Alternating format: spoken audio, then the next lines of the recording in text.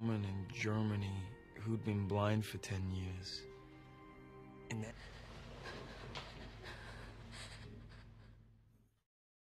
Hai guys, jumpa lagi di Best Movie. Kali ini kita akan membedah alur cerita tentang penculikan para gadis. Yang menarik, ternyata penculiknya memiliki beberapa kepribadian. Apakah mereka bisa melarikan diri dari si penjahat? Langsung saja ke jalan cerita Split. Dibuka dengan perbincangan Claire bersama ayahnya di acara ulang tahun tentang seorang gadis bernama Casey yang memiliki sifat introvert. Claire menjelaskan jika Casey sering melawan guru dan kabur dari rumah. Kemudian Casey mendatangi mereka untuk pamit pulang dengan naik bis karena tidak ada yang menjemputnya. Ayah Claire menawarkan untuk mengantarkannya. Setelah itu mereka pun menuju ke parkiran.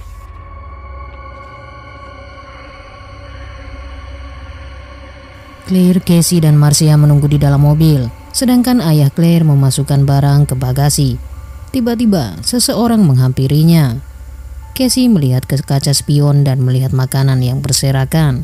Saat menoleh ke samping, ternyata masuklah seorang pria tak dikenal. Dan seketika pria itu menyemprotkan obat bius ke mereka bertiga.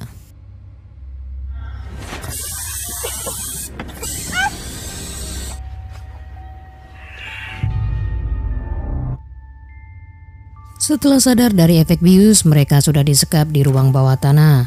Tidak lama kemudian, sang penculik yang bernama Kevin datang. Kevin menarik Marcia. Marcia pun berlari ke arah Casey. Casey memintanya agar kencing di celana. Ternyata Marcia dibawa kembali ke dalam kamar. Terlihat Kevin begitu kesal. Kemudian scene beralih ke Kevin yang mengunjungi rumah seorang psikiater yang bernama Dr. Karen. Kali ini Kevin berperan sebagai Barry yang tertarik dengan fashion.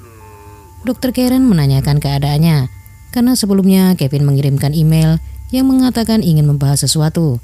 Tetapi Barry mengatakan bahwa dia baik-baik saja dan pergi meninggalkan Dr. Karen. Di sisi lain, Claire mengintip dari lubang pintu dan melihat Kevin membawa seorang wanita. Claire pun berteriak meminta tolong. Saat pintu dibuka, betapa terkejutnya, karena itu adalah Kevin yang sedang memakai baju wanita, dan saat ini dia berperan sebagai Patricia. Kevin kembali mengunjungi para gadis di kamarnya. Kali ini yang muncul adalah karakter Dennis yang memiliki kelainan OCD atau orang yang memiliki obsesi berlebihan pada kebersihan. Dennis begitu kesal melihat toilet yang kotor. Dia pun menyuruh para gadis untuk membersihkannya. Saat malam tiba, Casey dibangunkan oleh Claire. Dia melihat ke arah pintu. Casey melihat Kevin bersikap seperti anak-anak. Kevin mengaku bernama Hedwig, bocah berusia 9 tahun. Hedwig berkata, seseorang akan mendatangi mereka, dan orang tersebut sangatlah jahat. Casey menyadari bahwa Kevin memiliki kepribadian ganda, dan meminta Hedwig menolong mereka. Tapi Hedwig mengatakan telah mencuri cahaya Dennis, dan harus segera kembali sebelum Dennis datang. Melihat itu, Casey berniat untuk mengadu domba semua karakter yang dimiliki Kevin. Casey mengatakan Dennis dan Patricia berencana untuk memiliki anak lain. Karena itu Hedwig sangatlah sedih. Lalu Hedwig meninggalkan mereka bertiga sembari mengatakan bahwa sangat sulit untuk pergi dari tempat itu karena semua sudah dibuat aman.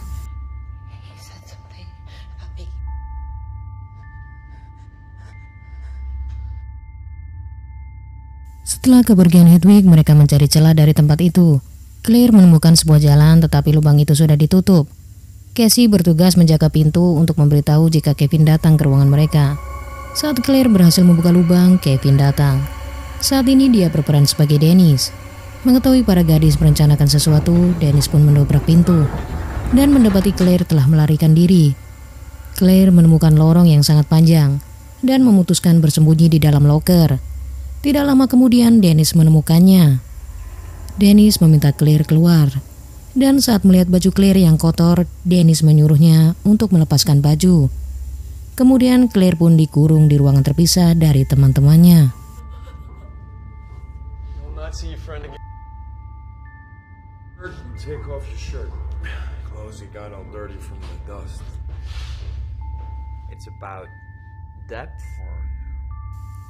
Esok harinya Kevin mendatangi Dr. Karen.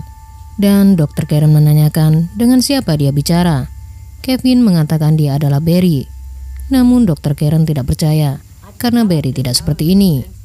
Dr. Karen menebak bahwa yang berbicara adalah Dennis. Di sini terungkap jika karakter Dennis dan Patricia ingin dibuang, karena sifatnya yang labil. Kevin membuktikan bahwa dia adalah Barry dengan mengotori bajunya sendiri dengan permen karet. Lalu Dr. Karen menyerah dan melanjutkan obrolan.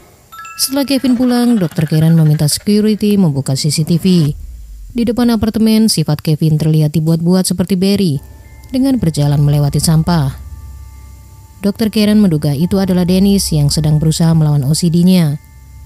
Beralih ke ruang bawah tanah, Casey dikejutkan dengan Kevin yang menjadi Patricia. Di sana Patricia menyisir rambut dan mengajak mereka ke dapur untuk membuatkan sarapan. Melihat Patricia tengah fokus membuat sandwich, Marcia memukulnya dengan kursi dan pergi dari dapur. Casey diperingatkan untuk kembali ke kamarnya. Kemudian Kevin mengejar Marcia, lalu mengurungnya di ruangan terpisah. You've never truly suffered. Never had a chance. The dark-haired girl, she gonna be kept in another. Dennis mendatangi Casey untuk memperingatkan bahwa agar tidak berbuat onar karena The Beast akan datang. Lalu Casey tertidur. Setelah terbangun, dia menyadari ada Hedwig di sampingnya. Hedwig mengatakan bahwa Casey berbohong mengenai Patricia. Hedwig menjelaskan semua karakter itu mempunyai giliran masing-masing. Hedwig juga menjelaskan bahwa Dennis dan Patricia menginginkan agar The Beast muncul. Hedwig bercerita bahwa dia sangat suka menari dan mendengarkan musik dari CD player yang dia simpan di dekat jendela. Mendengar ada jendela, Casey meminta Hedwig untuk menari, tetapi Hedwig menolaknya karena Dennis akan segera muncul. Namun dia berjanji lain kali akan mengajak Casey ke kamarnya. Esok paginya Kevin kembali ke tempat Dr. Karen. Di sana Dr. Karen membahas email yang dikirim oleh Barry dalam sesi darurat. Tapi Barry mengatakan bahwa dia hanya mengalami kegelisahan di malam hari. Tapi saat ini sudah baik-baik saja. Dr. Karen meyakinkan bahwa yang dihadapinya saat ini adalah Dennis, bukanlah Barry. Dr. Karen juga mengetahui tentang The Beast yang Dennis dan Patricia ceritakan pada kepribadian lainnya untuk menakut-nakuti. Menurutnya sosok The Beast itu tidak ada. Sosok yang memanjat dinding dan kulit tebal hanya ada dalam negeri dongeng. Dr. Karen meminta agar tidak membesar-besarkan soal The Beast karena itu adalah hayalan Kevin.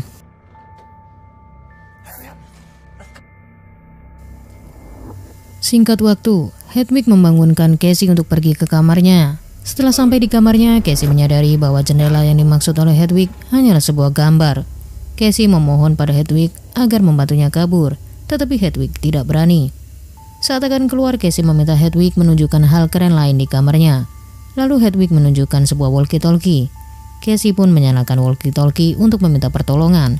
Di sana Hedwig berusaha menghalangi. Namun Casey berhasil berbicara dengan seseorang dan mengatakan bahwa dia tengah diculik. Namun sialnya, orang yang terhubung malah menganggap itu hanya sebuah prank. Tiba-tiba muncul sosok Patricia. Casey pun dibawa kembali ke kamarnya. Setelah itu Patricia pergi dan muncullah sosok Dennis. Di sini Dennis menjelaskan tentang The Beast, yakni makhluk tertinggi dan sangat buas. Dennis mengatakan bahwa Casey akan menjadi saksi kemunculannya. Dalam scene ini terlihat masa kecil Casey yang pernah hampir dilecehkan secara seksual oleh pamannya sendiri. Hal itu membuatnya menjadi pribadi pendiam dan antisosial. Beralih ke Dr. Karen yang menerima email dari Barry. Di situ tertulis bahwa mereka membutuhkannya. Lalu Dr. Karen mendatangi tempat Kevin. Namun Dennis berusaha menahan Dr. Karen. Tapi Dr. Karen mengatakan menyukai sosok Dennis, hingga Dennis pun mengizinkannya untuk masuk.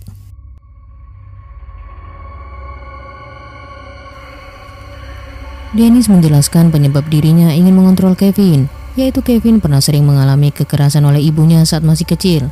Dan mengenai The Beast adalah makhluk yang nyata, karena Dennis pernah bertemu dengannya.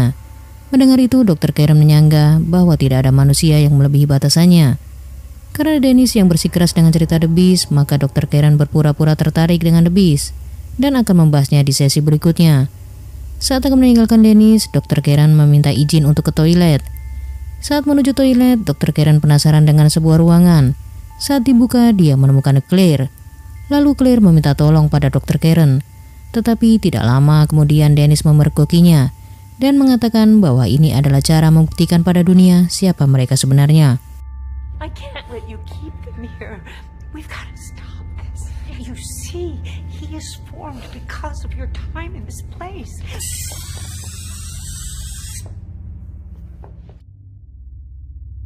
Lalu Dennis menyemprotkan cairan bius pada Dr. Karen. Setelah Dr. Karen pingsan, Dennis meninggalkannya untuk membeli bunga. Terlihat Casey berhasil keluar dari kamarnya, tapi masih harus mencari kunci lain di pintu satunya. Saat mencari kunci, Casey menemukan file video di komputer milik Kevin.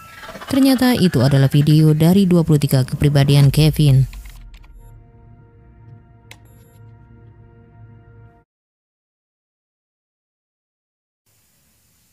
Singkat waktu, Dennis kembali ke basement dan menemui Dr. Karen dengan keadaannya yang sudah berotot seperti raksasa.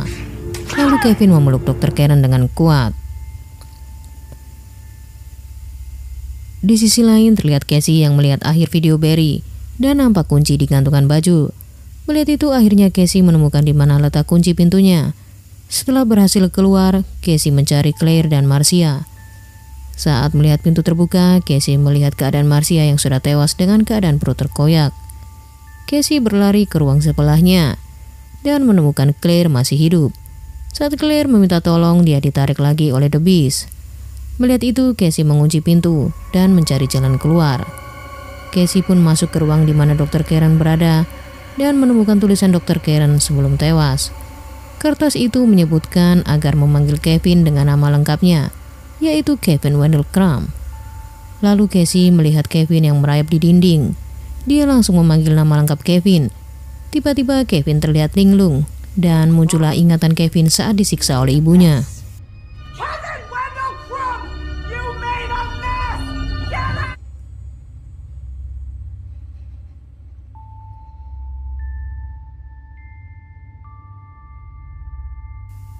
Setelah itu Kevin menemui Casey dan menanyakan alasan Casey di tempatnya. Kevin terkejut melihat Dr. Karen yang sudah tergeletak. Kevin mengatakan bukan dia yang melakukannya, karena terakhir dia ada di dalam bus. Bahkan Kevin mengira bahwa saat ini masih tahun 2014. Mengetahui bahwa dia sudah kehilangan kesadaran cukup lama, Kevin menyuruh Casey mengambil senapan untuk membunuhnya. Saat Casey akan membunuh Kevin, semua kepribadian Kevin mencegahnya. Saat Kevin sudah kehilangan kendali, Casey pun membawa senapan dan pergi. Ternyata Kevin berubah menjadi The Beast. Casey berlari sambil mengambil peluru yang diberitahu Kevin sebelumnya. Saat berlari, Casey ditarik oleh The Beast. Casey berusaha menembak The Beast, tapi sosok itu menghilang. Casey terus berlari meski tengah terluka akibat cakaran The Beast. Ketika sudah kepentok jalan buntu, Casey terus menembaki The Beast, tapi meleset karena gerakannya terlalu cepat. Untuk melindungi diri, Casey masuk ke dalam sangkar. Casey berhasil menembak The Beast, tapi The Beast masih kuat untuk membengkokkan jeruji besi itu. Dan saat melihat tubuh Casey yang penuh luka, The Beast berhenti. Karena dia melihat hati Casey yang masih murni dan berbeda dari manusia di luaran sana.